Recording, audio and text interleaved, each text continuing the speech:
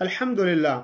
لباس کے آداب کے سلسلے میں یہ بھی ہے کہ جب آدمی نیا لباس پہنے تو دعا پڑھے۔ اللہ کے رسول صلی اللہ علیہ وسلم سے ثابت ہے کہ جب کوئی نیا لباس پہنے تو وہ یہ دعا پڑھے، اللہم لک الحمد انت کسوتنی، کہ اللہ رب العالمین تیرا شکر ہے کہ تو نے مجھے یہ کپڑا پہنایا، اسألک من خیرہ و خیر ما صنع لہ، کہ میں تجھ سے سوال کرتا ہوں اس سے بلائی کا اور اس چیز کی بلائی کا کہ جس کے لیے یہ بنائی گئی ہے، وَأَعُوذُ بِكَ مِن شَرِّهِ وَشَرِّ مَا صُنِعَ لَهُ، اور میں تجھ سے پناہ مانگتا ہوں ہر اس چیز کی برائی کی اور اس چیز کے شر کی کہ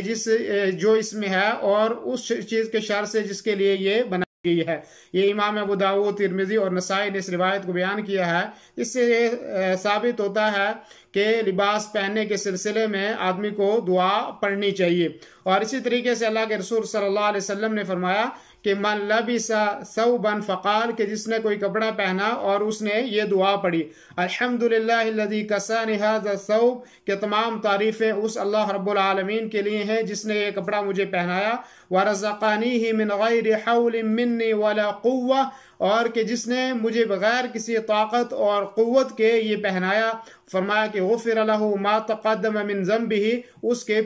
اگلے پچھلے سارے گناہ معاف ہو جائیں گے۔ کہ وہ آدمی کہ جو یہ دعا پڑھے گا، الحمدللہ الذی کسانی ھذا الثوب ورزقانیہ من غیر حول منی ولا قوہ، تو اس کے اگلے اور پچھلے سارے گناہ معاف ہو جائیں گے۔ ابو داؤد نے، ترمذی نے اور ابن ماجہ نے اس روایت کو نقل کیا ہے، اور امام احمد نے بھی، اور حافظ ابن حجر رحمہ اللہ نے اس روایت کو حسن کہا ہے۔